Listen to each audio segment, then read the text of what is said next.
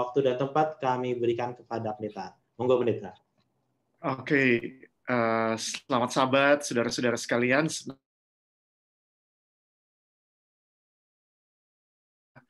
Terima kasih ini. Dan tanpa membuang waktu, mari kita mulai saja. Sebelumnya, mari kita tunduk kepala dan mari kita berdoa. Ya Tuhan Allah yang bertakhta di dalam kerajaan surga,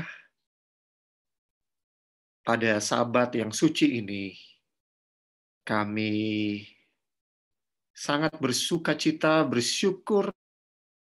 Kami mau datang menuntut janji-janji Tuhan yang Engkau khususkan pada Sabat boleh menjadi bagian kami pada saat ini. Terlebih ketika kami akan membuka sabda Tuhan, biarlah Tuhan berbicara kepada kami, Tuhan menguduskan hati dan pikiran kami. Firman-Mu adalah kebenaran, kuduskan kami dengan firman-Mu. Tuhan, hamba tidak punya hikmat untuk meyakinkan umat-umat Tuhan melalui firman-Mu, tetapi biarlah Roh Kudus-Mu yang berbicara kepada kami saat ini. Terima kasih Tuhan, di dalam nama Tuhan Yesus kami sudah berdoa. Amin. Baiklah saudara-saudara, mari kita mempelajari bagian yang malam hari ini. Saudara-saudara, saya menganggap bahwa bagian ini sangat penting, ya, dan khususnya Wahyu 11 ayat 1 sampai 14 ini jarang dibicarakan kalau dibandingkan dengan Wahyu pasal 13. Tapi ini adalah salah satu bagian yang penting. Dari mana saya tahu? Mari kita baca latar belakang konteks pasal 11 ini supaya kita bisa lebih dapat feeling-nya, ya. Ini berbicara mengenai apa sebenarnya Wahyu pasal 11, ya. Konteksnya mari kita baca mulai dari Wahyu pasal 10 ayat yang ke-8 sampai 11, ya. Mari kita buka Wahyu pasal yang ke-10 ayat 8 sampai 11 supaya kita bisa dapat sedikit rasanya gitu, ya, apa sih yang dibicarakan di dalam Wahyu ayat 8 sampai 11.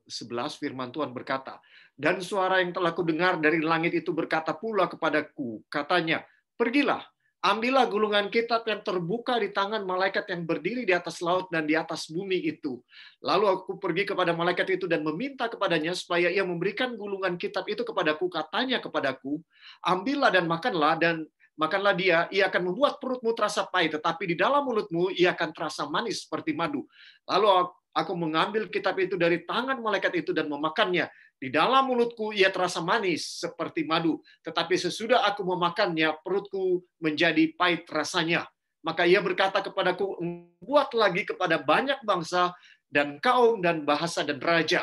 Saya tidak tahu kalau ini sudah dipelajari sebelumnya, tetapi kalau kita lihat apa yang dibicarakan di dalam Wahyu 10 ayat 8 sampai 11 adalah satu nubuatan mengenai umat-umat Tuhan, orang-orang Advent, yang ketika mereka memakan gulungan kitab yang dimaksud adalah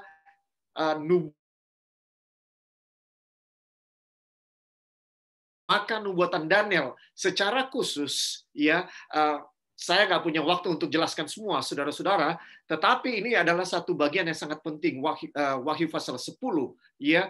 Tetapi ini sedang berbicara mengenai pengalaman umat-umat Advent ketika mereka mendengarkan nubuatan 2300 pagi dan petang yang akan berakhir tahun 1844, 22 Oktober secara khusus, dan mereka itu adalah akhir daripada dunia ini. Karena penyucian daripada dunia ini atau pemulihan daripada dunia ini, ya, karena waktu itu mereka berpikir bait suci sudah nggak ada, sudah dihancurkan dari tahun 70. Jadi kalau bait suci dipulihkan atau disucikan, ya, bahasa Indonesia di dalam Daniel 8 ayat 14 mengatakan dipulihkan, tetapi itu sebenarnya bisa juga berarti disucikan. Ya, dua-duanya benar, disucikan. Nah, ini adalah satu terminologi yang digunakan secara teknikal ya untuk menyatakan hari penghakiman ya atau hari raya Grafirat di mana orang-orang Israel akan merendahkan diri ya pada hari raya Grafirat ini. Kalau ada satu dosa yang tidak diakui, orang-orang Israel itu akan binasa ya. Mereka akan mati dan imam besar yang masuk ke bilik yang maha suci akan mati. Nah, para pionir Advent termasuk Miller yang pertama kali membawakan nubuatan 2300 pagi dan petang ini berkesimpulan bahwa karena pada tahun 70 Masehi bait suci itu sudah tidak ada, sudah dihancurkan oleh tentara Roma, maka apa yang dimaksud dari bait ya itu adalah suatu pendapat umum bahwa bait suci adalah melambangkan bumi ini. Jadi, ketika dia baca Daniel 8 ayat 14, lalu tempat kudus itu atau bait suci itu akan dipulihkan setelah lewat 2300 pagi dan petang. Maka pada akhirnya dia tiba di kesimpulan bahwa pada akhir daripada 2300 pagi dan petang, ya, 22 Oktober 1844 setelah mengalami beberapa perubahan, mereka tiba pada 22 Oktober 1844. Mereka simpulkan bahwa Yesus akan datang. Karena kalau bumi ini disucikan, artinya bumi ini mengalami kiamat. Ya, saudara-saudara. Inilah pengalaman yang mereka alami.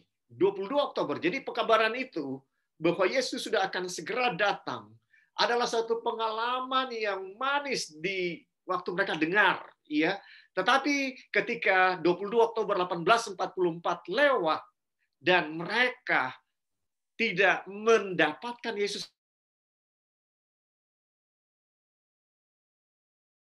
katakan bahwa ketika mereka mengalami ini, saudara-saudara, maka sebagian besar mayoritas orang yang bergabung dengan pergerakan Miller meninggalkan iman mereka ya kepada Alkitab, bahkan kepada Tuhan. Banyak yang tidak percaya lagi kepada Tuhan dan tidak percaya lagi kepada Alkitab. Tetapi minoritas sekitar 50-an orang saja. 50-an orang ini mayoritas seperti saudara-saudara ya. Ellen White berumur 17 tahun ya. James White 21 tahun ya ketika kekecewaan besar ini terjadi. Kemudian J.N. Andrews 15 tahun, saudara-saudara ini para pionir gereja Advent, ya dengan orang-orang muda yang miskin tidak punya pengalaman, ya saudara-saudara, Tuhan gerakan umatnya yang terakhir di atas dunia ini ke segelintir orang-orang muda. Itu sebabnya adalah hal yang selalu menyenangkan untuk dapat berbicara kepada orang-orang muda, khususnya saudara-saudara yang adalah para mahasiswa, kaum intelek, masa depan daripada gereja ini. Ya, Tuhan ya menggunakan orang muda di awal daripada pergerakan gereja Advent ini. Saya yakin dan percaya bahwa orang-orang muda juga mempunyai peranan yang sangat penting dalam penyelesaian pekerjaan Tuhan. Sekarang di dalam ayat 11, saudara-saudara, dikatakan, maka ia berkata kepadaku, engkau harus bernubuat lagi kepada banyak bangsa dan kaum dan bahasa dan raja. Inilah konteks sebelum kita datang kepada Wahyu pasal 11. Ya, kekecewaan besar dialami oleh pergerakan Advent mula-mula, para pionir Advent mula-mula, tetapi ada satu ayat yang di dalam ayat 11 yang mengatakan, maka jadi ini adalah suatu panggilan kepada para pionir Advent untuk terus menyampaikan firman Tuhan dan apa nubuatan yang harus mereka sampaikan kepada umat-umat manusia ya di akhir zaman ini, kepada manusia yang ada di akhir zaman ini. Saudara, disinilah konteks daripada Wahyu pasal yang ke-11. Ya, jadi kita lihat di sini Wahyu pasal 11 mempunyai peranan yang penting karena ini termasuk di apa yang harus disampaikan oleh gereja Masih Advent hari ke-7 ke atas dunia ini.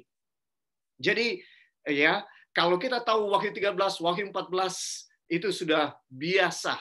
Tetapi entah kenapa Wahyu pasal 11 ini sering tidak dibicarakan, ya. Jadi saudara yang bertekad atau yang mengatur untuk Wahyu pasal 11 ini dibicarakan, ya, saya mengucap Wahyu pasal 11 bagi saya ini pasal yang sangat krusial, yang merupakan sesuatu yang harus disampaikan oleh Gereja Masih Advent hari ke-7. Dia sekarang saya mau share screen untuk apa yang menjadi pelajaran kita pada malam ini, ya, saudara-saudara.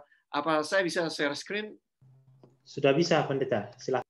Oke, oke, kalau begitu, ya, ini dia.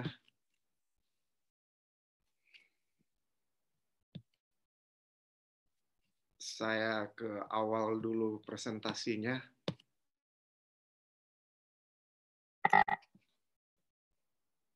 Oke.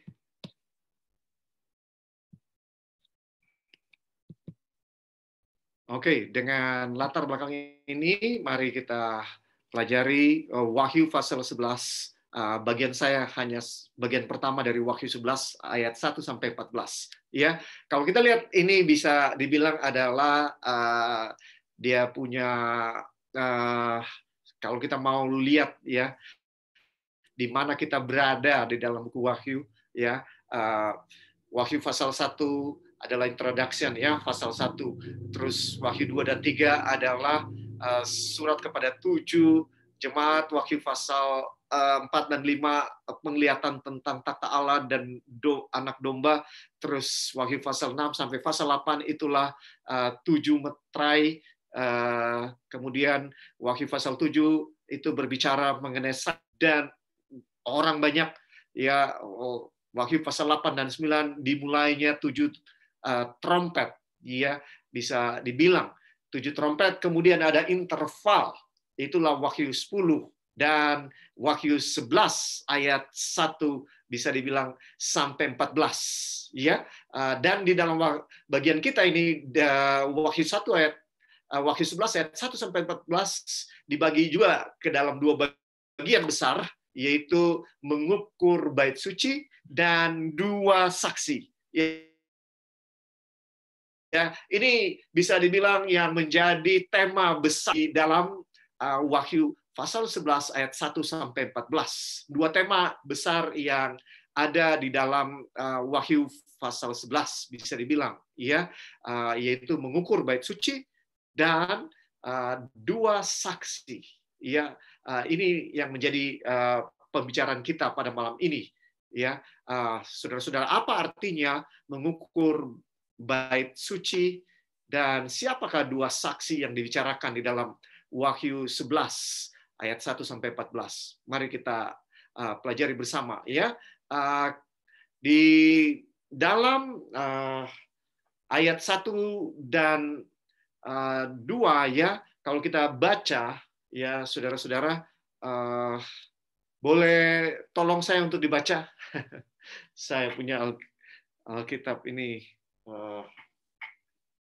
nggak ada rupanya dekat-dekat sini. Silakan, ada yang boleh baca ayat 1, kita akan bahas ayat per ayat.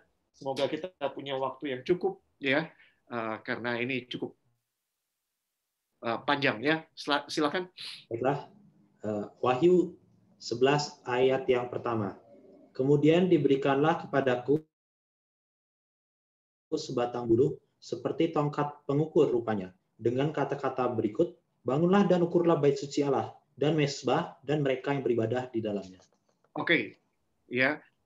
Jadi inilah nubuatan yang harus disampaikan oleh gereja Masih. Saudara-saudara, kalau perhatikan di sini, ya, bahwa kepada Rasul Yohanes diberikan, ya, seperti bulu, ya, yang merupakan tongkat pengukur. Ya, apa yang dimaksud ini, ya? Bulu seperti tongkat pengukur. Nah, kalau ada yang boleh baca Yeskiel 40 ayat 5, silakan.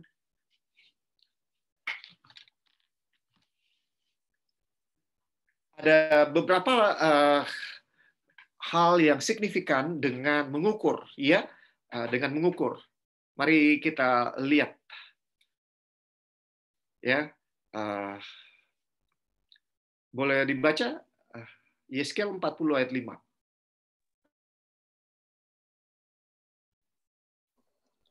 Yehezkiel 40 ayat 5, lihat di luar bangunan itu ada tembok, seluruh keliling bangunan itu. Dan di tangan orang itu ada tongkat pengukur yang panjangnya 6 hasta. Hasta ini setapak tangan lebih panjang dari hasta biasa. Ia mengukur tembok itu, tebalnya 1 tongkat dan tingginya 1 tongkat. Oke, terima kasih. Ya, jadi apa fungsi daripada pengukur? Ya, ya sama sih seperti sekarang, ya, bahwa tongkat, ya. Jadi zaman dulu mereka nggak pakai meteran, tapi mereka pakai tongkat pengukur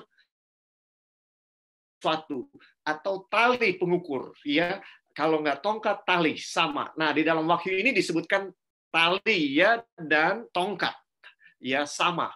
Jadi apa yang disampaikan dengan ketika kita melihat satu bangunan atau satu tanah diukur, bahwa ada sesuatu aktivitas yang akan dilakukan, ya, yaitu kalau kita lihat dalam konteks Yehezkiel, ya, boleh baca nggak ayat 1 dari Yehezkiel 40 tadi, ya, ayat 1-nya sekarang.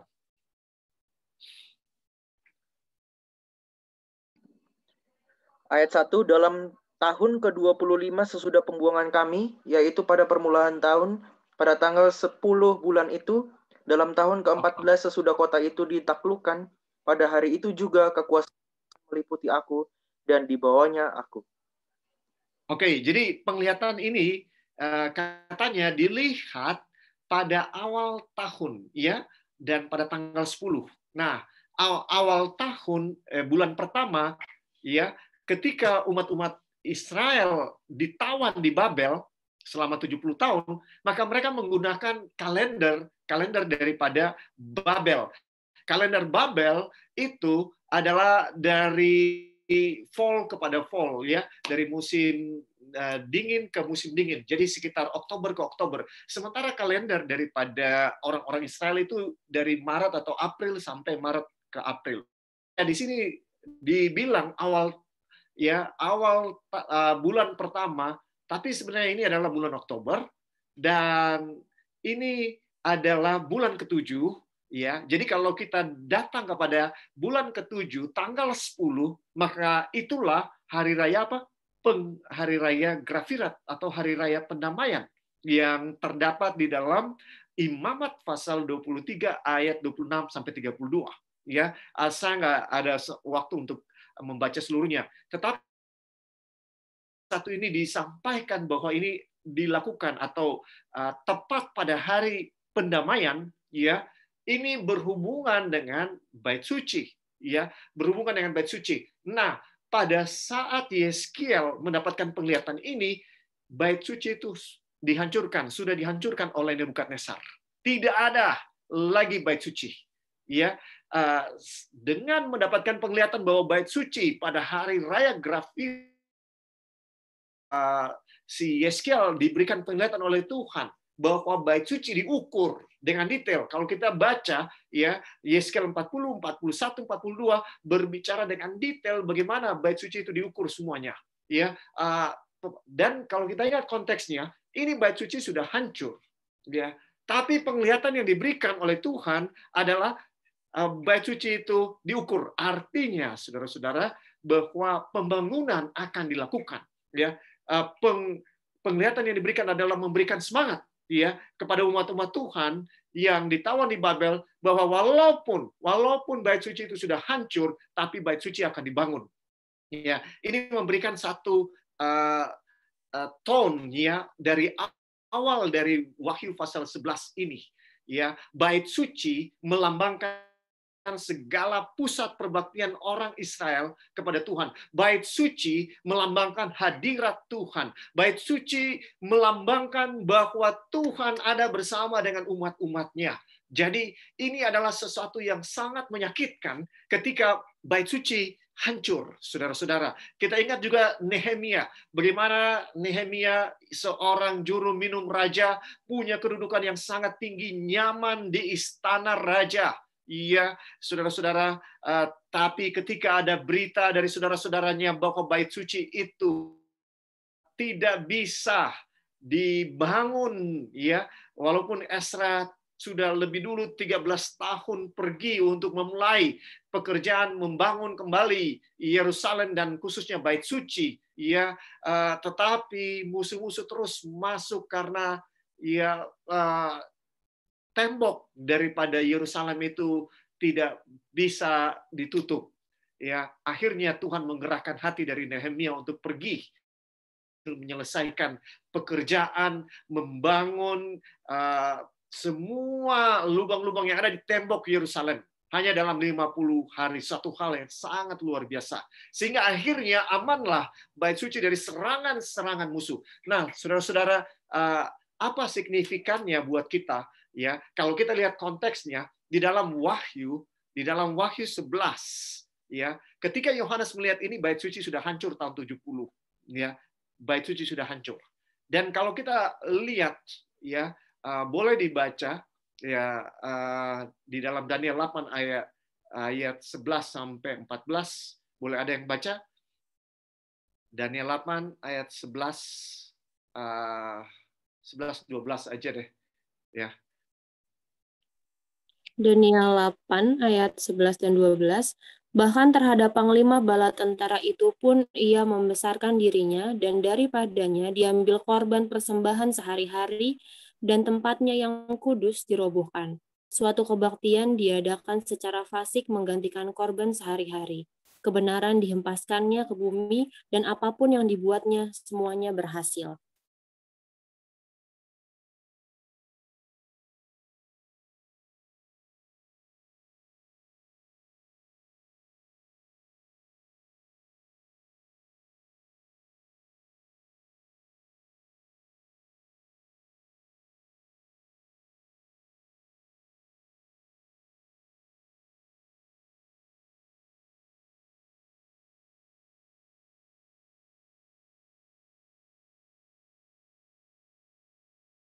Ya, di mana para juru kabar harus bicarakan, ya. Jadi yang White bilang bahwa kebenaran-kebenaran tentang bait suci harus sering untuk dibicarakan, ya. Rasul Yohanes melihat bahwa bait suci yang akan diukur lagi, artinya pekabaran-pekabaran tentang bait suci, walaupun bait suci itu sudah dihancurkan secara fisik, ya, tetapi pekabaran-pekabaran bait suci ini akan dibangun lagi walaupun akan hilang, dan Tuhan sudah menggunakan, ya, gereja Masih Advent ke-7 untuk mengembalikan kebenaran-kebenaran daripada bait suci ini, ya. Pemahaman yang benar, ya, di bait suci surgawi adalah dasar iman kita, ya. Lebih jauh Nyonya White mengatakan, ya, kalau tidak, ya, kalau kita tidak mempelajari bait suci, katanya, ya, adalah mustahil bagi umat-umat, bagi mereka atau umat-umat Advent untuk mempraktekkan iman yang sangat penting pada zaman ini dan menempati posisi di mana tentukan mereka untuk isi. Ya, setiap individu mempunyai satu jiwa untuk diselamatkan atau binasa. Ya, setiap jiwa mempunyai kasus atau satu pengadilan yang ada, ya, ujian dengan Allah yang harus dijalani oleh setiap orang untuk bertemu dengan hakim yang agung itu muka dengan muka, ya. Dengan Yesus ada di bilik kemah suci saat ini, kita sedang dihakimi. Sebagai satu orang, kita harus mempelajari nubuatan dengan sungguh-sungguh, ya. Kita harus rajin di dalam mempelajari pelajaran tentang bait suci yang diberikan di dalam penglihatan Daniel dan Yohanes, ya. Ini adalah sesuatu pelajaran yang sangat penting, ya.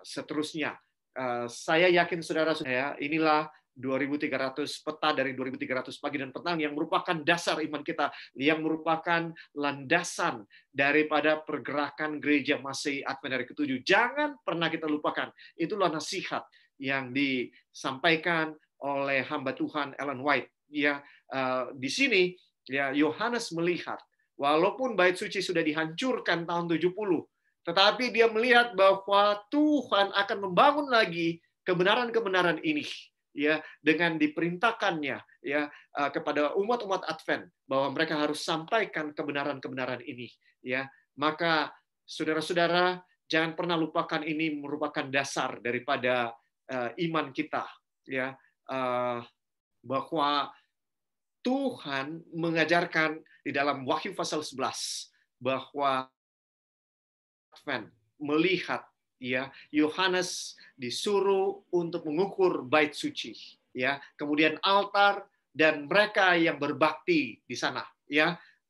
Saudara-saudara, ini adalah waktu di mana penghakiman dimulai, ya, dan inilah bagaimana penyucian, ya. Jadi pengukuran bait suci ini berhubungan dengan pemulihan daripada bait suci, berhubungan dengan pemeteraian. Iya, ini adalah waktu yang ditentukan. Dan kalau kita lihat, ya, tali pengukur di dalam Alkitab, ya, satu saat Daud, saudara-saudara, ya, dia menangkap orang-orang musuh-musuhnya, dan untuk menentukan mana yang mau dibunuh, mana yang tidak dibunuh, Daud menggunakan tali pengukur untuk memisahkan, ya, mau dibunuh dengan yang tidak dibunuh. Dengan kata lain, ya, tongkat pengukur atau tali pengukur mempunyai fungsi untuk membedakan mana yang akan selamat dengan mana yang tidak akan selamat. Ya, Tuhan sedang melakukan penghakiman, saudara-saudara, untuk membedakan mana umat Tuhan yang selamat dan mana yang tidak. Ya, dan altar, ya, adalah salah satu yang disucikan juga mereka yang berbakti, saudara-saudara. Jadi waktu hari raya Grafirat, maka bait suci itu disucikan, ya, kemudian umat-umat Tuhan juga disucikan. Jadi kenapa dibilang bait suci itu harus dipulihkan atau disucikan sesudah 2300 pagi dan petang? Bait suci yang mana? Bait suci yang di surga, saudara-saudara. Bagaimana bait suci yang di surga itu bisa disucikan? Kenapa dia harus disucikan? Karena dosa-dosa daripada umat-umat Tuhan, ya, dipindahkan dari umat Israel, dipindahkan ke bait suci, ya, saudara-saudara, melalui setiap orang yang berdosa, dia harus bawa korban di pelataran bait suci, dia tumpangkan tangan di depan seorang imam, melambangkan dosa daripada orang berdosa ini pindah ke hewan korban, dan dari hewan korban ini, ya, sebagian daripada dagingnya dibakar, lemaknya dibakar, sebagian dimakan oleh imam, ya, melambangkan dosa daripada orang berdosa yang sudah pindah ke binatang ini, sekarang pindah kepada imam. Dan sebagian darah daripada domba korban ini akan dipercikan di tirai suci dan bilik yang maha suci. Ini yang dilakukan dalam pelayanan sehari-hari di dalam bait suci duniawi yang ketika ada di zaman Israel. Iya, saudara-saudara, ini melambangkan bahwa dosa orang berdosa sekarang pindah ke bait suci, dan setahun sekali, ya, hari raya Grafirat tiba, imam besar harus masuk di bilik yang maha suci untuk menyucikan bait suci ini. Dan pada saat yang sama semua umat Tuhan harus merendahkan diri. Dan di dalam Imamat 23 ayat 26 sampai 32 digambarkan di sana bahwa ada 4 kegiatan yang harus dilakukan oleh umat Tuhan supaya mereka disucikan. Yang pertama, mereka harus mengadakan pertemuan kudus. Jadi pada hari berbakti, sepanjang hari mereka berbakti, saudara-saudara. Kemudian yang kedua, mereka harus mempersembahkan korban api-apian, ya. Korban api-apian, di situ lemak harus ditaruh, ya, melambangkan dosa, lemak melambangkan dosa, dan harus dibakar dengan api. Ya, artinya mereka harus merendahkan diri dan mengakui segala dosa-dosa mereka. Kemudian yang ketiga, mereka harus berpuasa, ya, merendahkan diri dengan berpuasa, menyelidiki hati. Kalau ada satu dosa yang tidak diakui, maka imam besar itu akan mati dan perbaktian orang Israel tidak bisa diterima oleh Tuhan, dan akan ada kesedihan yang luar biasa karena mereka tidak diterima, ya perbaktian mereka ditolak dan imam besar akan mati dan semua orang yang berdosa akan mati, saudara-saudara. Yang keempat, mereka tidak boleh bekerja. Ya, saudara-saudara, ini 4 hal yang oleh yang berbakti agar mereka bisa disucikan. Ya, saudara-saudara, kita sedang hidup di zaman sesudah 22 Oktober 1844, di mana bait suci surga ya harus disucikan, ya. Dan Tuhan Yesus sedang melakukan penyucian. Nah, bagaimana caranya supaya bait suci surga itu suci? Karena ya apa yang membuat bait suci surga itu terkontaminasi? Dosa saya dan saudara, dosa umat-umat Tuhan di atas dunia ini ya akan ditransfer di bait suci surga di mana Yesus sedang melayani di bilik yang maha suci. Ya, kalau saya dan saudara masih terus berbuat dosa, maka bait suci surga dia bagaimana supaya bait suci di surga bisa disucikan? Saya dan saudara dengan kasih karunia Tuhan diberikan kuasa, kekuatan untuk mengalahkan dosa, ya, supaya bait suci di surga itu bisa suci. Ya, saudara-saudara, inilah yang harus kita sampaikan, pekabaran yang harus kita sampaikan. Saya nggak punya banyak waktu untuk membaca ini. Ibrani 8 ayat 1-2, jelas kita tahu ini hal yang biasa. Yang tadi 11 sampai 14 kita sudah baca. Ya, sekarang kita sampai di ayat 2. Boleh ada yang baca ayat 2? Silakan ayat 2. Ayat 2, tetapi kecualikan pelataran bait suci yang di sebelah luar, janganlah engkau mengukurnya, karena ia telah diberikan kepada bangsa-bangsa lain, dan mereka akan menginjak-injak kota suci 42 bulan lamanya. Oke, jadi di sini katanya, jangan kamu ukur bagian yang di luar, ya, yaitu pelataran bait suci. Sekarang, ya, ada di surga, itu tempat takhta Allah, dan pelataran daripada bait suci adalah dunia ini, saudara-saudara. Ya, di sini dikatakan jangan diukur bagian yang di luar. Ya, itu adalah bagian daripada Gentiles atau orang bukan Yahudi, bukan umat Tuhan. Ya, artinya penghakiman itu akan dimulai hanya kepada umat-umat Tuhan. Ya, 1 Petrus 4 ayat 17 mengkonfirm ini, saya nggak akan baca, tetapi 1 Petrus 4 ayat 17 menyatakan bahwa penghakiman itu dimulai daripada rumah Allah atau mulai dari umat-umat Tuhan. Dan ya mereka akan menginjak, ya Gentiles ini akan menginjak kota yang suci selama 42 bulan. Ya, 42 bulan ini berbicara mengenai apa? Ya, mari kita lihat, ya, 42 bulan ini berbicara mengenai ya waktu yang diberikan oleh Tuhan kepada antikristus untuk berkuasa. Ya, contohnya di dalam Wahyu 13 ayat 6. Ya, ini sama waktunya dengan 3,5 masa atau 3,5 tahun dari Daniel 7 ayat 25 yang juga ya dibicarakan di sini, atau Wahyu 12 ayat 14 dan Wahyu 12 ayat 6.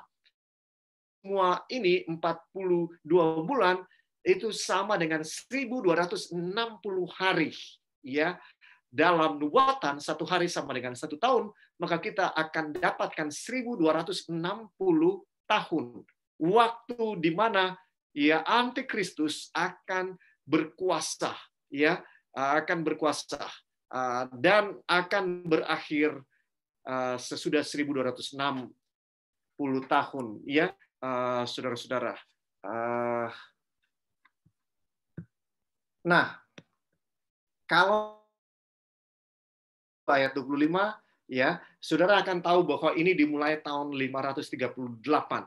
Ya, saya ingin bacakan kutipan dari sejarah, ya, tahun supaya saudara lihat bahwa ini bukan buat-buatan daripada gereja Advent, ya, karena orang muda sekarang banyak yang tidak paham dengan nubuatan, dipikir ini ajaran gereja, Tapi ini saya kutip Catholic Church E.G. Mackenzie, ya, sejarawan dunia, bukan sejarawan Advent. Ya, tahun 538 Masehi adalah tahun di mana Ostrogoth jatuh. Ostrogoth ini adalah kerajaan yang ketiga. Ya, di dalam Daniel 7 ayat 8 dikatakan bahwa tanduk kecil akan mengalahkan 3 tanduk. Ya, dan Ostrogoth adalah kerajaan yang ketiga, yang terakhir. Yang pertama adalah Heruli, yang kedua Vandals dikalahkan oleh, dan tahun 538 Ostrogoth yang dihancurkan dari sisa-sisa kerajaan Roma Barat. Dan sesudah kehancuran daripada 3 kerajaan Arian, bahwa Paus Roma muncul sebagai satu individu yang paling penting di Barat, ya, kepala dari organisasi gereja yang sangat teratur, dengan creed, doktrin yang teratur, dengan satu potensi yang besar akan pengaruh politik. Belasan penulis telah menunjukkan bahwa penerus sesungguhnya daripada kerajaan Roma adalah gereja Roma.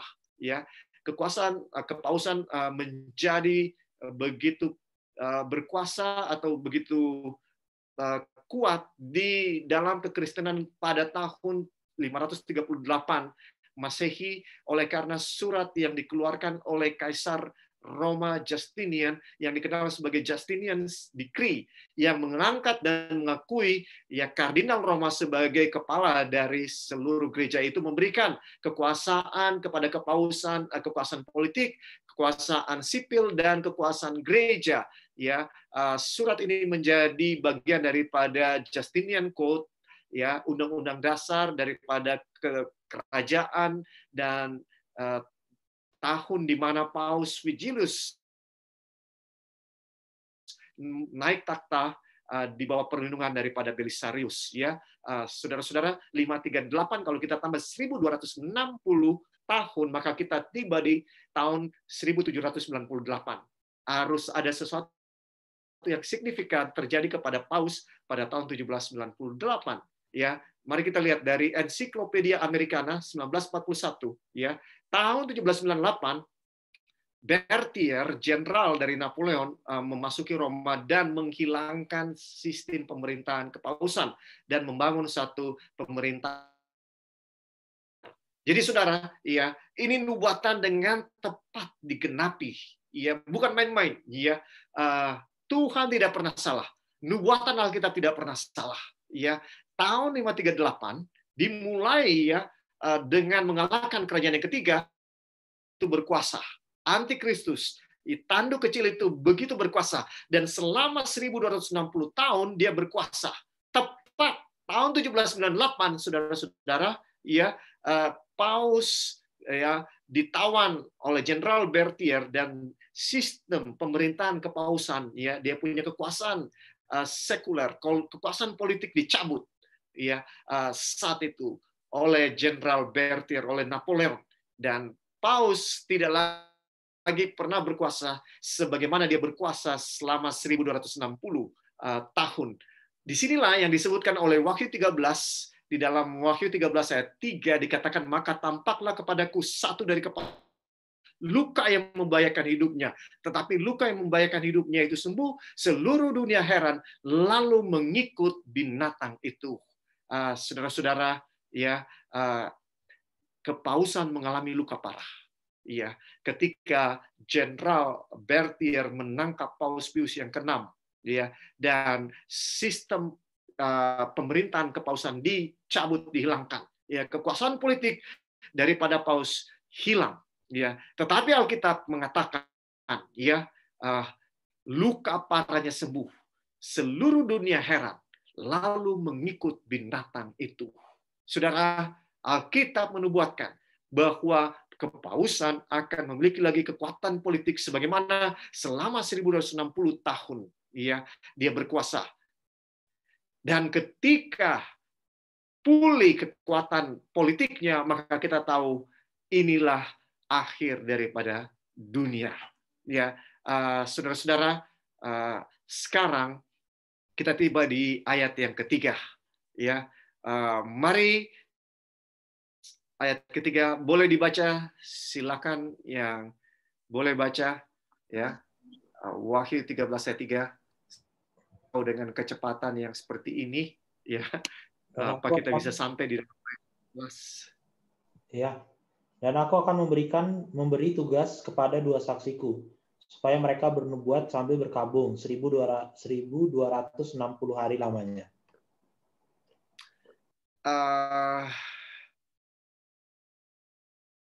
Ini yang kata-kata terakhir, mereka akan bersaksi 1260 hari dalam keadaan apa?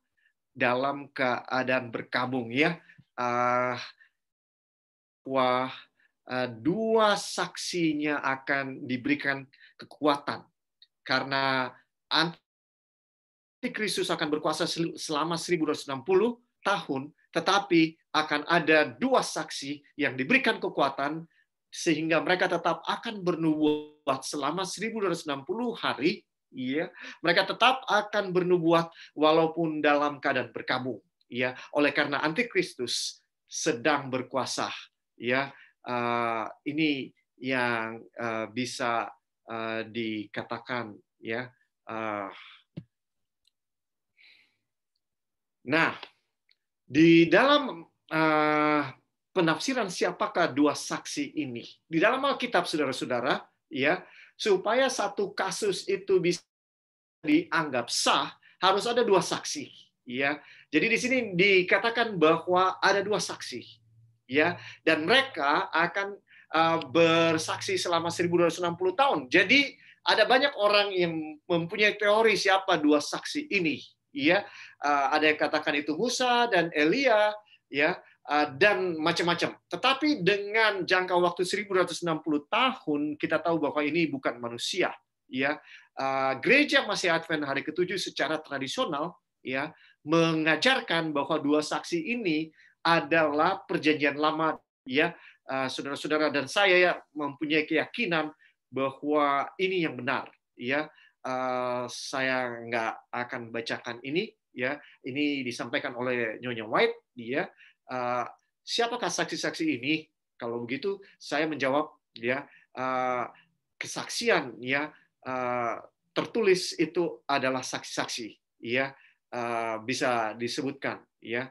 Terus saya lompat di kalimat berikutnya, dan dengan begitu kita menyimpulkan, ya, bahwa 2 saksi Kristus haruslah perjanjian lama dan perjanjian baru, ya. Ini yang disampaikan 5 ayat 39, Tuhan Yesus berkata, kamu menyelidiki kitab-kitab suci karena kamu menyangka di dalamnya berisi tentang aku. Tetapi walaupun kitab-kitab suci itu memberikan kesaksian tentang aku, kamu tidak mau datang kepadaku. Jadi di sini dibilang bahwa kitab-kitab suci memberikan kesaksian tentang Yesus. Ya, kalau bisa dibilang apa yang paling memberikan kesaksian tentang Yesus, itu adalah Alkitab, perjanjian baru. Inti daripada perjanjian lama dan inti dari perjanjian baru adalah satu, yaitu Yesus. Semua ini berbicara mengenai Yesus, ya, saudara-saudara, ya. Dan tentunya mereka selama 1260 tahun, ya, ketika Paus berkuasa, ya, bersaksi di dalam perkabungan, bisa dibilang, ya. Salah satu alasannya adalah kutipan dari berikut ini, menganggap Alkitab sebagai sumber dari segala ajaran sesat, ya. Jadi itu sebabnya membaca Alkitab dilarang oleh Gereja Roma Katolik karena itu merupakan sumber dari segala ajaran yang sesat, katanya, ya. Selama 1260 tahun, ya, Alkitab harus bersaksi dalam masa yang sulit, ya. Ini adalah perintah Decree of Toulouse 1229 Masehi, ya, melarang, ya, pembacaan Alkitab oleh kaum awam, bisa dibilang, ya. Alkitab dilarang. Ini mengklaim menggenapi apa yang dikatakan tadi dalam bahwa ayat 3 tadi mengatakan bahwa Alkitab, ya, atau dua saksi itu bersaksi dalam keadaan berkabung. Ya, ayat 4 silakan dibaca. Mereka adalah kedua pohon zaitun dan kedua kaki dian yang berdiri di hadapan Tuhan semesta alam. Ya, saksi ini digambarkan adalah seperti gambaran yang didapatkan dari Sakaria pasal 4, ya, bahwa dua pohon zaitun, ya,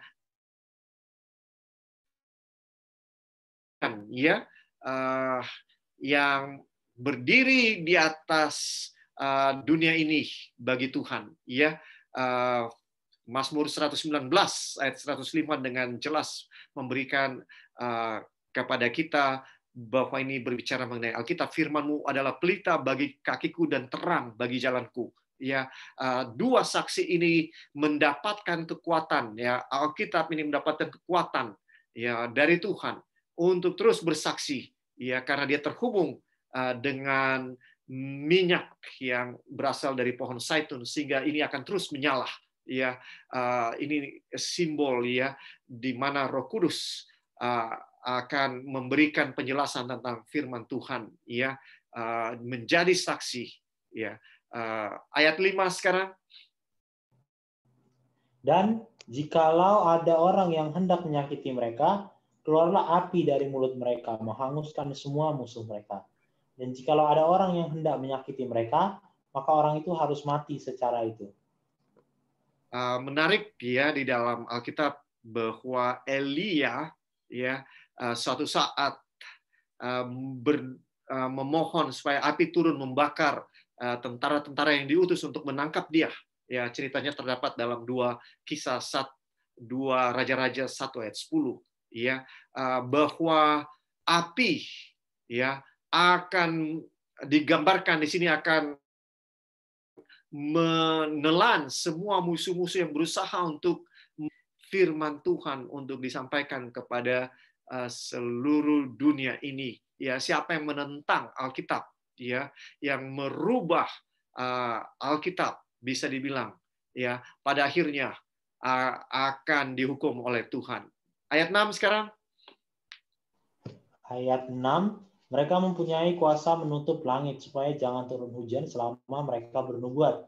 Dan mereka mempunyai kuasa atas segala air untuk mengubahnya menjadi darah. Dan untuk memukul bumi dengan segala jenis malapetaka setiap kali mereka menghendakinya. Ya, kita melihat bahwa di dalam firman Tuhan, ya, ini adalah kekuatan dimiliki oleh nabi-nabi Tuhan, ya, di mana Elia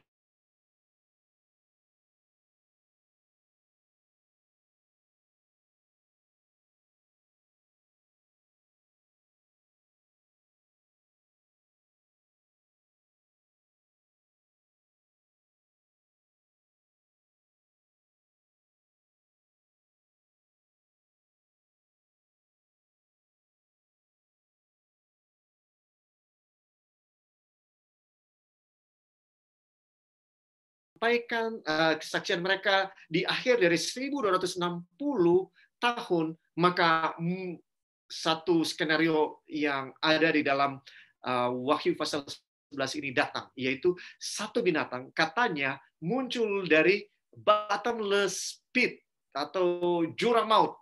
Ya, jurang maut ini bisa dibilang binatang ini akan mengadakan peperangan melawan mereka dan mengalahkan mereka.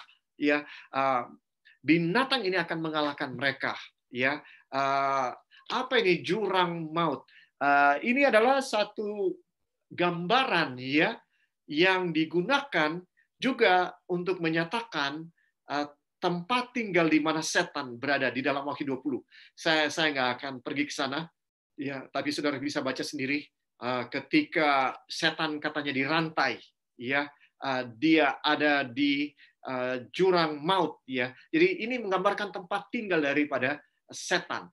Jurang maut juga adalah satu kata yang digunakan di dalam Kejadian 1 ayat 2 ketika bumi ini belum berbentuk dan kosong.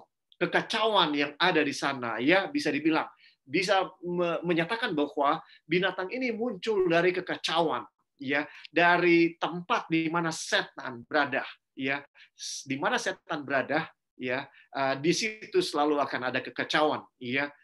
Ini yang disampaikan binatang, ya, di dalam Daniel 7 ayat 17 menggambarkan satu kekuasaan, ya. Jadi akan ada satu kekuasaan yang muncul, dan siapa yang bertugas untuk menyampaikan nubuatan ini ke atas dunia? Saya dan saudara, gereja Masih Advent ke-7 yang harus menyampaikan kepada dunia, hati-hati dengan binatang yang keluar dari dalam jurang maut, ya. Hati-hati, ya.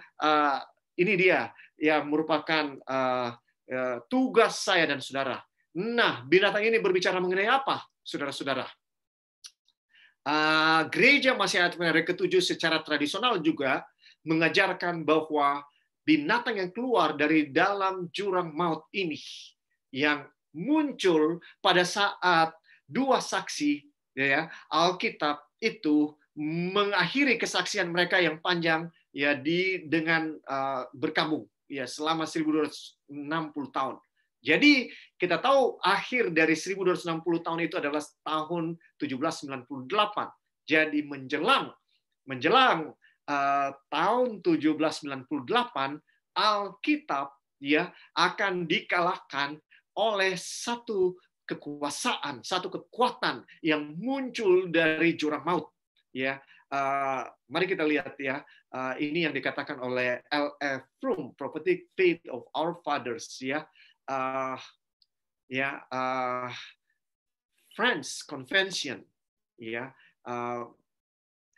mereka berdandan, ya, mereka mendandani satu keledai betina, ya, memuatkannya dengan simbol kekristenan dan mengikat perjanjian lama dan perjanjian baru di ekornya, ya. Dan inilah, ya, satu prosesi yang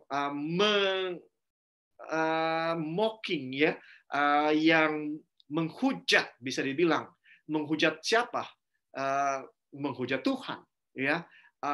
Orang banyak mengumpulkan segala buku-buku rohani, ya, bertimbun-timbun dan membakar mereka, ya, dengan seruan-seruan, ya, hujatan. Seorang pelacur, ya, didudukan sebagai dewi, ya, sebagai dewi akal, ya, dewi pikiran, bisa dibilang, ya. Ini yang terjadi. Ini dari buku Kemenangan Akhir, ya. Waktu di mana dua saksi ini bernubuat dalam perkabungan berakhir tahun 1798. Ketika mereka mendekati akhir daripada kesaksian atau pekerjaan mereka di dalam perkabungan, peperangan akan dilakukan kepada mereka oleh kekuatan yang digambarkan sebagai binatang yang muncul daripada jurang maut, ya, di dalam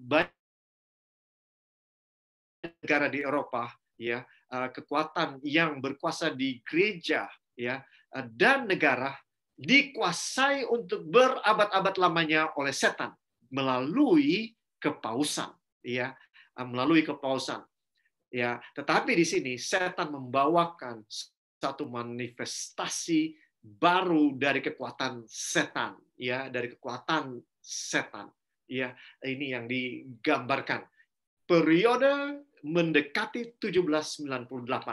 Sekarang boleh baca ayat 8, Wahyu 11 ayat 8. Ayat 8, dan mayat mereka akan terletak di atas jalan raya kota besar, yang secara rohani disebut Sodom dan Mesir, di mana juga Tuhan mereka disalibkan. Oke, saya pikir kita akan akhiri di sini, ya. Saya tidak sempat menyelesaikan sampai ayat 14. Ini adalah poin yang sangat penting, ya. Saya meyakini bahwa identifikasi daripada binatang yang keluar dari jurang maut ada di sini identifikasinya, yaitu bahwa digambarkan ya secara rohani ya saudara-saudara bahwa binatang yang keluar daripada jurang maut ini ya disebutkan sebagai Sodom dan Mesir ya dan juga tempat di mana Tuhan kita disalibkan ya. Sodom bisa dikatakan ya simbol dari satu keadaan tidak bermoral ya, di mana kalau kita lihat ya keadaan dari masyarakat di Sodom, saya nggak bisa bayangkan. Alkitab menggambarkan bahwa keadaan Sodom itu sangat luar biasa jahatnya, tidak bermoral. Bayangkan cerita yang kita lihat ya di dalam Alkitab mengenai Sodom ini, dua malaikat datang bertamu ke rumah daripada Lot ya, dan orang-orang dari kota Sodom datang menggedor-gedor rumahnya, mau Lot memberikan dua tamu yang mereka lihat, laki-laki ini ya yang mereka lihat. Tetapi bayangkan keadaan moralitas yang jatuh, saya nggak bisa habis pikir ya. Lot berkata ya, dari kata-kata Lot, bukan dari kata-kata orang itu ya. Lot bilang, oh janganlah, itu kan tamu saya, jangan diganggu tamu saya. Ini ada dua anak perempuan gadis saya yang masih perawan.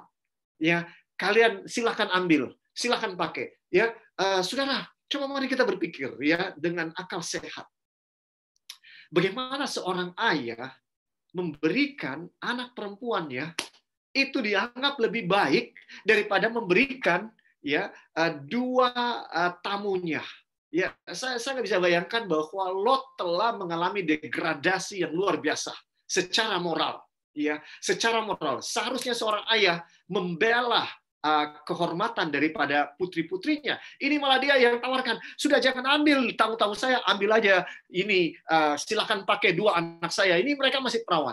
Tapi yang lebih sadis bagi saya, ya, adalah jawaban daripada orang Sodom ini. Oh, enggak, kami mau yang laki-laki, ya, saudara-saudara, luar biasa. Di mana masyarakat ini betul-betul sudah tidak bermoral, iya, kejahatan seks, iya, dianggap bukan lagi kejahatan, iya, dan Lot tidak bisa melihat ini sebagai umat Tuhan, iya, yang mengenal Tuhan. Dia telah jatuh begitu jauh karena dia tinggal di kota Sodom. Saudara-saudara, ya, apa yang terjadi menjelang 1798, ya, Alkitab dihancurkan, ya, dan dibakar tahun 1793 tepatnya, ya, di dalam revolusi Perancis Alkitab dibakar, ya.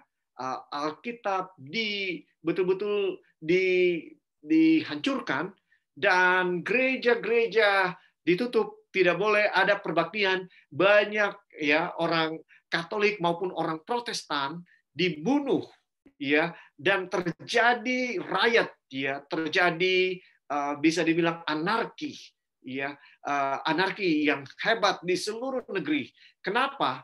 Kenapa ini terjadi? Motifnya adalah bahwa ada perbedaan yang sangat lebar antara orang-orang kaum yang kaya di Prancis dengan orang-orang yang miskin, buruh-buruh, petani-petani yang miskin. Dan karena corruption yang terjadi ya di gereja, ya, membuat orang-orang akhirnya muak dengan gereja pada akhirnya, ya. Selama 1260 tahun gereja betul-betul korup dan betul-betul mengekang kehidupan orang-orang di Eropa, juga di Prancis. Tetapi dengan munculnya reformasi oleh Martin Luther dan terus ke seluruh Eropa, mulai dari tahun 1517, ya, reformasi dimulai, membuka pikiran daripada orang-orang ini, dan mereka yang dulunya tunduk 100% kepada Paus sekarang berbalik membenci Paus. Ya, saudara-saudara, terjadilah puncaknya di revolusi Prancis. Ya, kerusuhan di mana-mana terjadi, kekacauan terjadi, dan Perancis adalah satu-satunya negara di atas dunia ini yang bisa dikatakan secara apa ya, secara negara mengeluarkan undang-undang tahun 1793 untuk melarang agama, melawan Tuhan, ya, membakar Alkitab, ya. Itu mengenai Sodom, ya, tadi. Kemudian sekarang mengenai Mesir, ya. Apa lambang dari Mesir? Di dalam Keluaran 5 ayat 2, ya, ketika Musa datang dan Harun kepada Firaun untuk melepaskan orang Israel dari Mesir, Firaun bertanya, siapa Tuhan itu yang saya harus turut? Ya, siapa Tuhan itu? Dia menantang Tuhan. Jadi ini adalah gambaran daripada ateisme, ya, tidak mau mengakui Tuhan. Dan kita tahu ceritanya, Tuhan memberikan 10 tulah pun, ya, sebenarnya Firaun tetap berkeras, bahkan semakin keras. Pada akhirnya dia lepaskan orang Israel, tetapi akhirnya dia kejar lagi. Ya, ini menggambarkan, saudara-saudara, ya, dosa yang besar daripada Sodom dan Gomora, juga dengan Mesir, ya, dosa yang luar biasa. Di dalam Yesaya 3 ayat 9 disebutkan bahwa salah satu dosanya juga adalah bahwa mereka tunjukkan, ya, mereka tidak simpan-simpan, ya. Kita bisa lihat bahwa ini yang sementara terjadi juga. Dan di dalam Yeskiel 16 ayat 49 sampai 50, ini dosa daripada Sodom disebutkan, kesombongan, ya, kelimpahan makanan, ya, fullness of bread, ya, abundance of idleness, ya, banyak waktu, ya, tidak bikin apa-apa, ya, dan mereka tidak, walaupun mereka punya banyak makanan, ya, mereka tidak peduli dengan orang-orang yang berkekurangan. Ya, inilah kejahatan-kejahatan daripada Sodom. Ya, saudara-saudara, ini penting, ya, bagi saya. Ya, pelajaran ini penting. Kenapa? Karena apa yang terjadi di akhir dari 1798, yaitu Revolusi Prancis, saya melihat punya paralel yang nyata dengan akhir dunia ini. Ya, alasan daripada terjadinya Revolusi Prancis yang saya sebutkan, ada satu perbedaan yang mencolok antara kaum yang kaya dengan yang miskin, ya. Dan kita lihat di dunia ini sekarang ini, ya. Kalau saudara pernah dengar yang disebut sebagai bapak konspirasi, teori konspirasi, David Icke, ya, dia katakan bahwa di dunia ini selama 30 tahun novel-novelnya termasuk yang laris, ya, dia berbicara mengenai teori konspirasi. Bahkan ketika COVID-19 ini baru mulai, dia yakini ini juga adalah satu konspirasi, ya. Nah, yang menarik yang dia katakan adalah bahwa di dunia ini terbagi 3. Dia membagi orang-orang di dalam dunia ini ke 3 bagian. Kelompok yang pertama dia sebutkan kelompok 1%. Di sini orang-orang yang paling kaya, ya, di atas dunia ini. Mereka disebut kelompok 1%, hanya 1% mereka. Kelompok yang sedikit, ya. Tapi mereka adalah orang-orang bisa dibilang crazy rich, sangat kaya. Dan kelompok yang kedua yang di tengah ini adalah paramiliter, ya. Jadi kelompok elit 1% ini menguasai paramiliter. Apa fungsinya? Untuk mencegah kelompok yang masyarakat banyak ini datang kepada mereka. Jadi kelompok yang besar itulah masyarakat luas. Dan paramiliter berfungsi untuk memisahkan orang banyak ini dengan kelompok elit yang kaya ini. Ya, saudara, waktu, ya, saya pelajari secara khusus mengenai Revolusi Prancis, saya melihat hal yang sama sedang berulang, saudara-saudara. Ya, dan ini akan menunjukkan kepada kita bahwa kita sudah sangat dekat. Ya, bahkan ketika kerusuhan terjadi di Amerika beberapa waktu yang lalu, ya, kerusuhan oleh karena orang kulit hitam, ya, oleh karena diskriminasi terjadi di Amerika, terjadi riot di mana-mana, ya. Dan sangat mirip dengan apa yang terjadi, yang menjadi pencetus munculnya revolusi Prancis. Ya, jadi saudara-saudara, revolusi artinya satu perubahan pemerintahan. Ya, ini kata lain dari revolusi adalah pemberontakan. Ya, makanya para pahlawan ya revolusi bisa dibilang ya akibat dari coup yang berusaha dilakukan oleh PKI di Indonesia.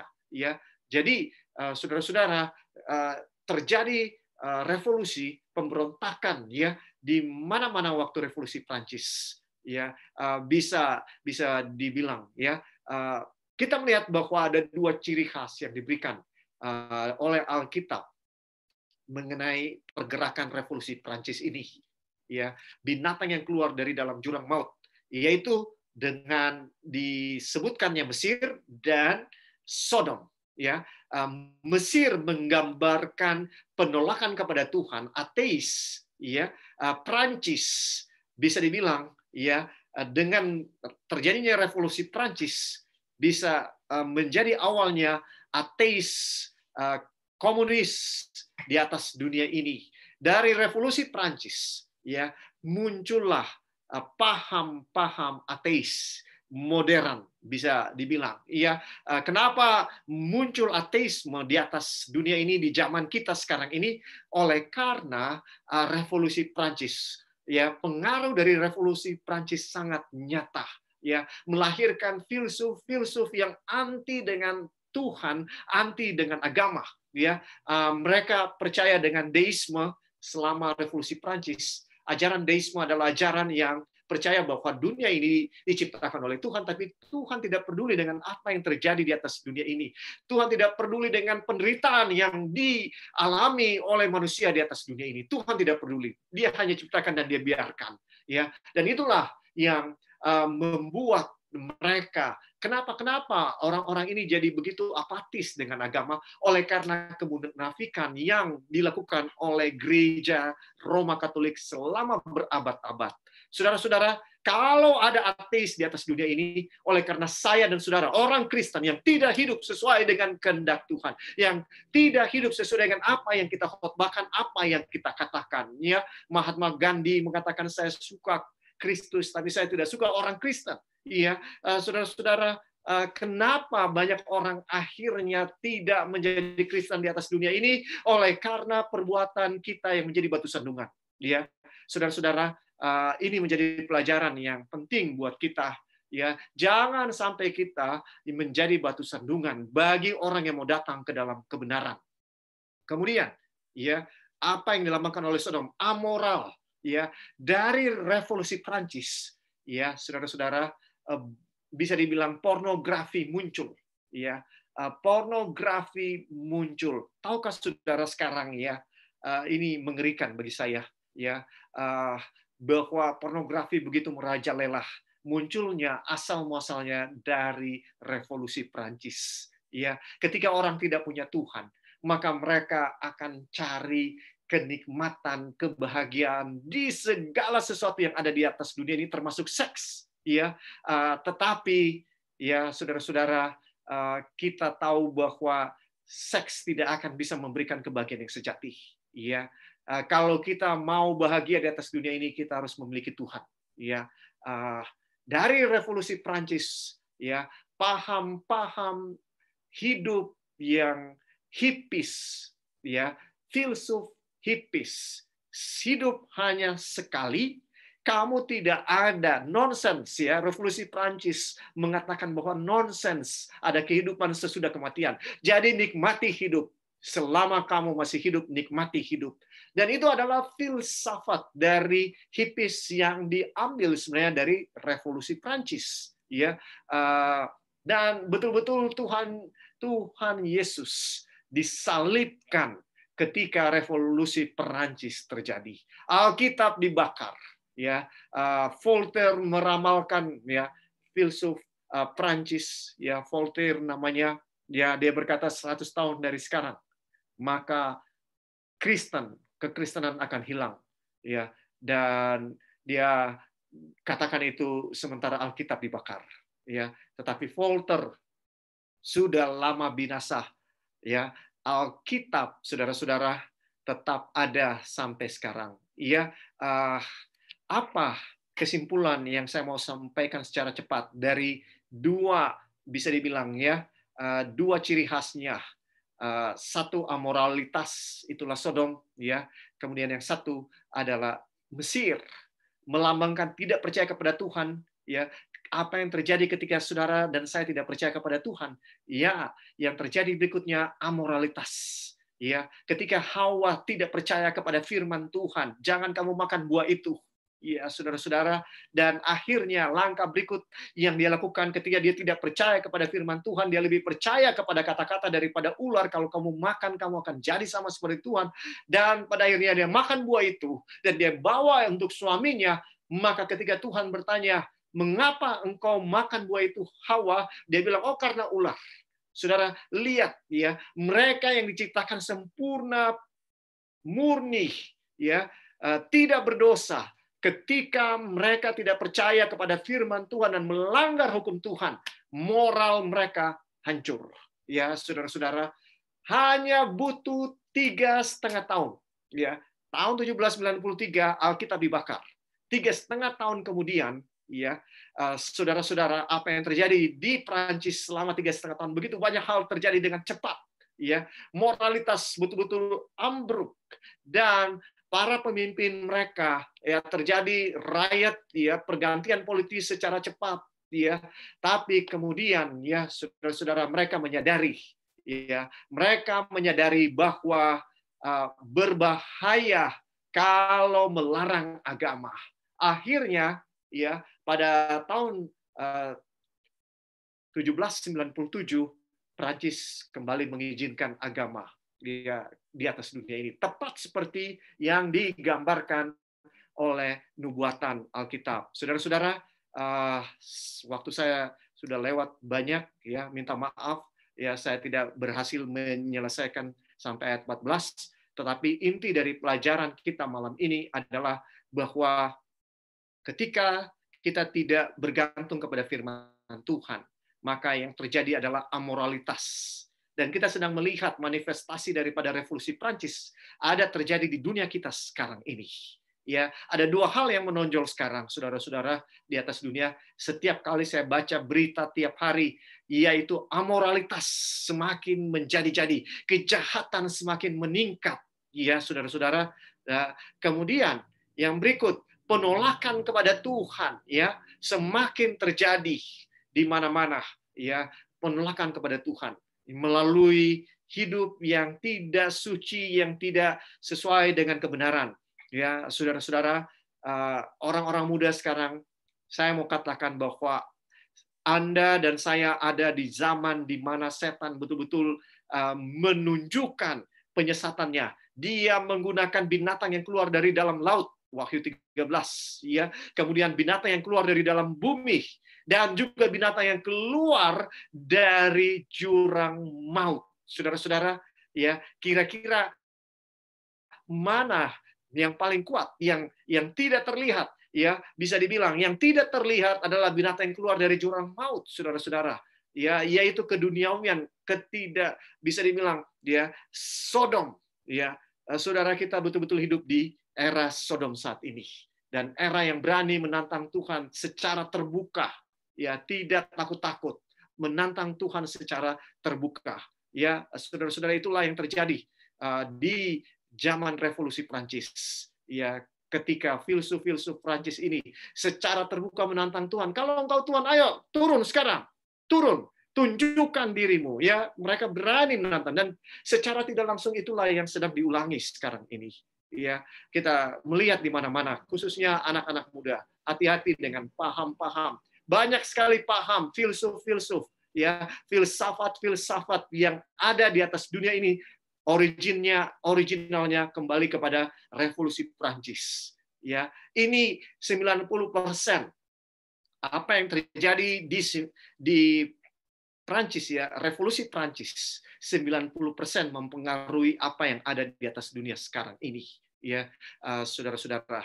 Jadi kita melihat manifestasi binatang yang keluar dari jurang maut sedang begitu luar biasa bekerja, ya, dan kita tahu bahwa kita ada di akhir zaman, ya. Satu-satunya pengharapan kita adalah di firman Tuhan. Saudara, kita sudah lihat bagaimana dua saksi ini dalam keadaan berkabung terus maju. Dan tahun 1797, ya, akhirnya Alkitab diizinkan. Dan sesudah, ya, tahun 1797, saudara-saudara, ya, kita melihat Alkitab sangat maju, ya. Dibentuklah lembaga-lembaga Alkitab di Inggris, di Amerika, di mana-mana, dan Alkitab menjadi buku yang paling banyak dicetak. Guinness Book of Record tahun 2005, ya, menyatakan bahwa Alkitab sudah terjual sebanyak 5-50 miliar, ya. Itu adalah buku yang paling banyak dijual. Firman Tuhan pada akhirnya akan menang, saudara-saudara. Kita mau pilih yang mana? Ya, kita punya dua pilihan. Ya, pelajaran ini jelas menyatakan, ya, kita mau pilih Alkitab dan kebenarannya, nubuatan-nubuatannya, atau kita mau hidup cara hidup dunia yang tidak memuaskan, yang tidak membahagiakan. Ya, saudara harus memilih. Tapi saya berdoa kita akan selalu memilih Alkitab sebagai penuntun hidup kita. Firman Tuhan adalah pelita bagi kaki kita dan terang bagi jalan kita. Saya kembalikan kepada MC. Ya, mohon maaf waktunya terlalu panjang, ya. Baiklah. Dan Puji saya Tuhan. selesaikan, Ya. ya, sampai 14. Tapi inilah esensi daripada Wahyu pasal 11 ayat 1 sampai 14. Baik, Pak Pendeta. Ini sudah ada beberapa pertanyaan yang masuk kepada saya. Teman-teman kalau yang mau bertanya juga boleh. Nah, pertanyaan pertama adalah, tadi dikatakan bahwa Mesir dalam Wahyu 11 ayat 8 melambangkan ateisme. Bagaimana sebenarnya detail penggenapan nubuatan bahwa ateisme akan membunuh dua saksi, Perjanjian Lama dan Perjanjian Baru ini, terutama setelah 1798, zaman modern dan postmodern?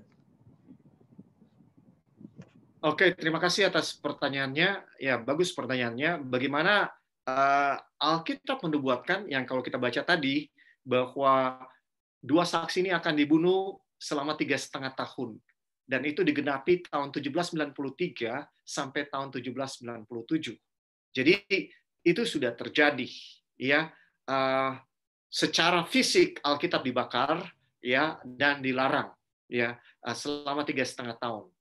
Di Perancis, satu-satunya negara yang pernah secara terbuka mengundang-undangkan, bisa dibilang, ya, Alkitab untuk dibakar. Ya. Nah, sekarang bagaimana sesudah 1798, ya, di negara-negara komunis sampai saat ini Alkitab belum bisa juga dibagikan secara cuma-cuma, iya kan? Masih underground kebanyakan. Contohnya di Cina, di Rusia, ya. Kalaupun sudah mulai ada kebebasan, tetapi karena ini adalah perang filsafat, bisa dibilang, ya, komunis menyadari kalau mereka izinkan agama terus berkembang, maka agama jelas bertentangan dengan filsafat komunis, iya kan? Ya, jelas bertentangan. Maka itu menjadi kuburan bagi mereka sendiri kalau mereka izinkan. Itu sebabnya tetap ada kekangan, ya, larangan untuk agama berkembang di negara-negara komunis sampai hari ini. Jadi tetap akan ada peperangan dari ateisme melawan Alkitab, tetap ada. Nah, dalam level gereja Advent secara khusus, bagaimana ateisme melawan Alkitab, saudara-saudara, banyak orang Advent sekarang tidak percaya bahwa 11 pasal pertama di dalam Kejadian itu literal terjadi. Ya, kenapa? Oleh karena mereka lebih percaya kepada sains yang mengatakan bahwa bumi ini sudah berusia bermiliar-miliar tahun, ya, dan bahwa tidak pernah terjadi air bah secara global, Air bah mungkin pernah terjadi tapi secara lokal, ya. Tetapi Alkitab mengatakan bahwa secara global air bah terjadi, ya. Jadi banyak orang Advent sendiri yang meragukan lagi, ya, 11, khususnya 11 pasal pertama daripada buku Kejian itu terjadi secara harafiah. Kalau saudara ingat beberapa waktu yang lalu kita belajar juga dari sekolah Sabat mengenai minggu itu adalah harafiah. Minggu itu adalah harafiah. Kenapa Alkitab mengajarkan, kenapa di sekolah Sabat ditekankan bahwa minggu penciptaan itu harafiah? Oleh karena banyak sekarang di dalam gereja Advent sendiri, ya, bahkan di antara para pendeta yang tidak percaya bahwa 7 hari penciptaan itu adalah harafiah, ya. Jadi kita lihat bahwa serangan-serangan kepada Alkitab tetap terjadi melalui evolusi teori, ya, teori evolusi. Dan ya, Darwin baca tulisan dari Lamarck. Lamarck ini adalah seorang biologis orang Prancis yang memberikan ide lebih dulu mengenai evolusi, dan dibaca oleh Darwin, dan kemudian lahirlah teori evolusi. Jadi kita lihat di sini bahwa Scientology sekarang juga masuk, ya, ke kekristenan. Ya, ada satu paham yang disebut dengan Scientology. Jadi mereka baca Alkitab, kalau ada manifestasi supernatural di Alkitab, mereka keluarin, ini dongeng, ini nggak benar. Jadi kalau ada mujizat yang Yesus lakukan, mereka akan coret, ini nggak benar. Ya, mujizat di Perjanjian Lama, mereka bilang, ini nggak benar. Semua diukur pakai sains. Ya, saya singgung ini karena saudara-saudara adalah mahasiswa, banyak paham-paham di dalam ilmu pengetahuan yang dasarnya adalah revolusi Prancis, dasarnya, yaitu bisa dibilang goddess of reason, ya. Jadi pikiran manusia adalah segala sesuatu, ya, di atas segala sesuatu, ya, bahkan di atas Alkitab. Hati-hati, saudara-saudara, dalam menuntut ilmu, ya, kita harus sadar bahwa ilmu pengetahuan yang benar adalah takut akan Allah. Ya, Alkitab itu adalah ilmu pengetahuan yang benar. Oke, ya. Baiklah. Pertanyaan selanjutnya dikatakan bahwa mengapa pandangan bahwa dua saksi Allah adalah Elia dan Musa itu adalah pandangan yang kurang tepat, sehingga SDA percaya bahwa dua saksi Allah adalah Perjanjian Lama dan Perjanjian Baru. Ya, karena 1260 tahun. Ya, jelas nggak ada satu orang yang bisa hidup selama 1260 tahun, kan? Ya, nggak? Ya. Oke. Baiklah. Jawabannya sangat singkat sekali, ya. Dan sangat masuk akal. Nah, selanjutnya adalah ini mungkin ada hubungannya dengan jawaban yang pertanyaan pertama tadi, tapi saya akan tanyakan saja. Ya mungkin teman-teman mengenal Friedrich Nietzsche, ya, dan juga ya Friedrich Nietzsche mengatakan bahwa Tuhan sudah mati, sedangkan halo? Ya. Sedangkan Yuval Noah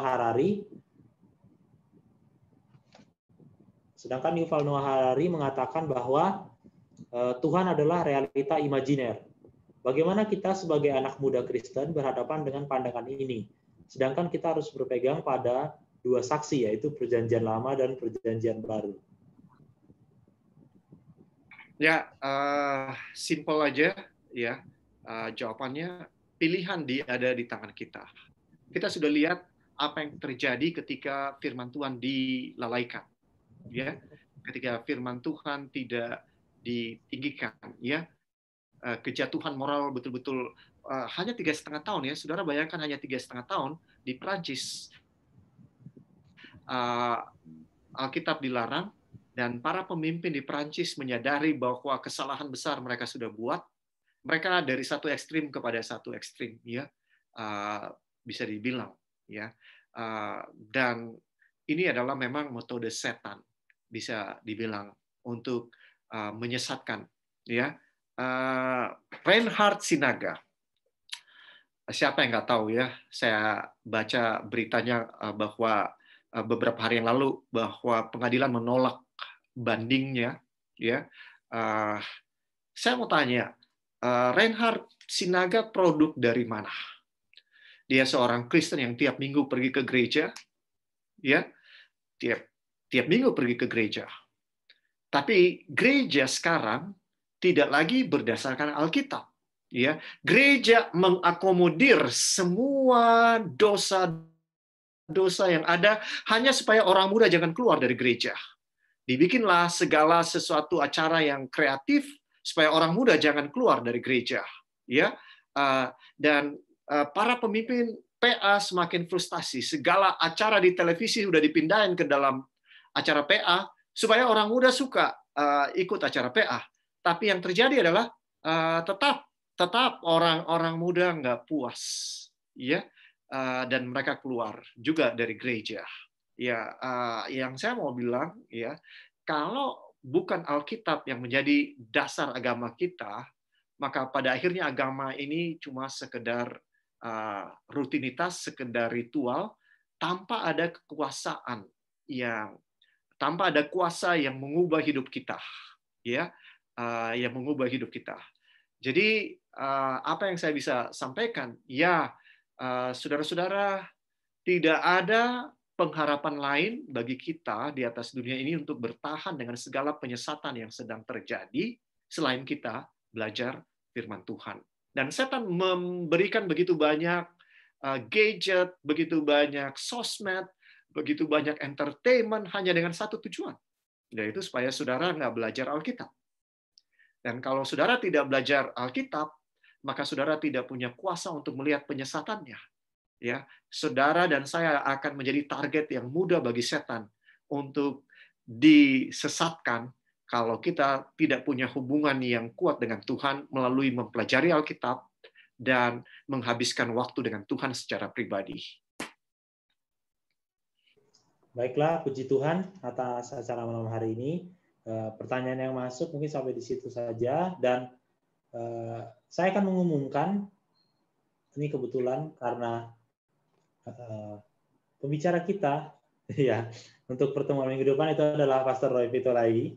Jadi Pendeta Roy Vito akan membawakan pertemuan minggu depan, dan nah ini mungkin akan lebih menarik lagi. Tadi kita sudah belajar tentang ateisme ya, dan juga imoralitas. Nah, sekarang kita akan melihat dengan tema latar belakang intoleransi beragama dari Wahyu 12. Nah, jadi teman-teman jangan lupa untuk datang di pertemuan minggu depan tanggal 23 Oktober jam 7 malam. Jadi jam 7 malam kita akan datang di meeting ID dan yang sudah sama dengan hari ini. Dan terima kasih kepada Pendeta Roy Pitoy yang sudah membawakan materi malam hari ini. Biarlah ini boleh memberikan semangat pada teman-teman. Mungkin sebelum kita menutup, last statement Pendeta terhadap materi kita malam hari ini untuk menutup.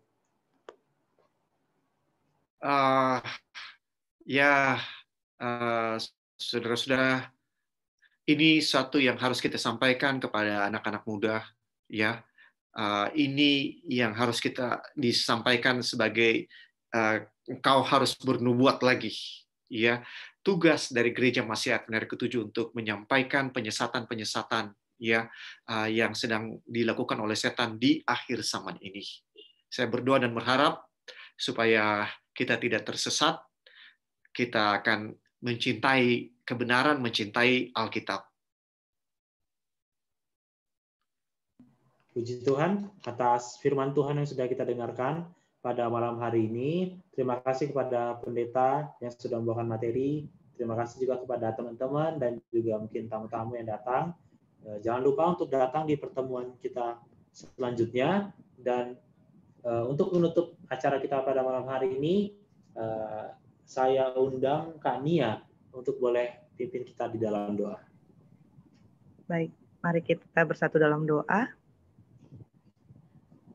Bapa kami di surga, terima kasih Tuhan pada hari Sabat. Kami boleh berkumpul, kami boleh belajar.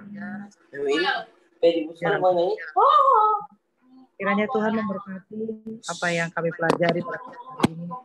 Jadi Tuhan persiapkan kami menjelang kedatangan, supaya kami boleh bertekun semakin hari, jauh lebih semakin dekat kepada Tuhan.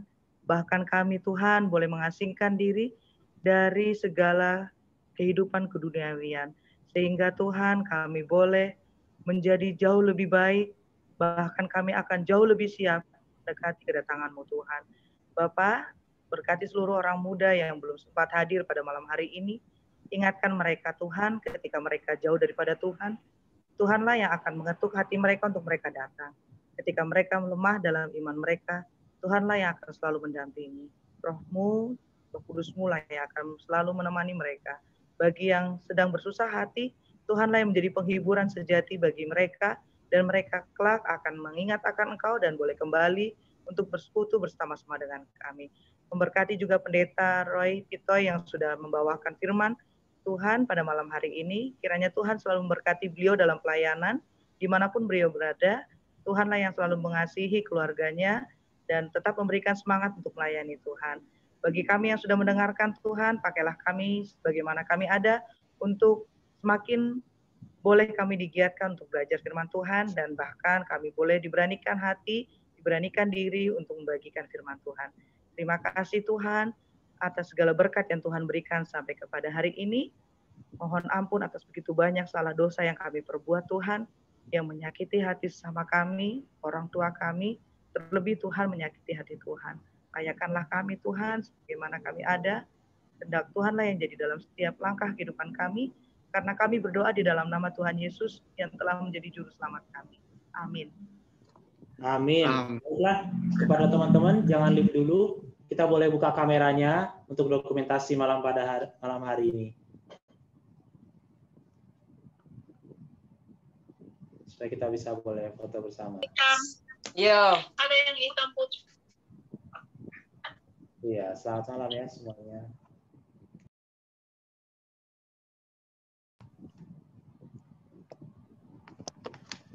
Halo Pastor Roy, selamat malam.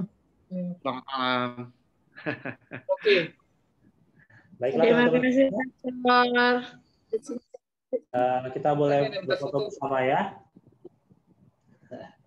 1, 2, 3. Oke. Sekarang ini kita kan belajar. Oke. Terima kasih Pastor Roy Pitoy yang sudah membawakan materi kita pada malam hari ini. Kita tunggu untuk materi kita minggu depan. Selamat sahabat, Tuhan Yesus memberkati.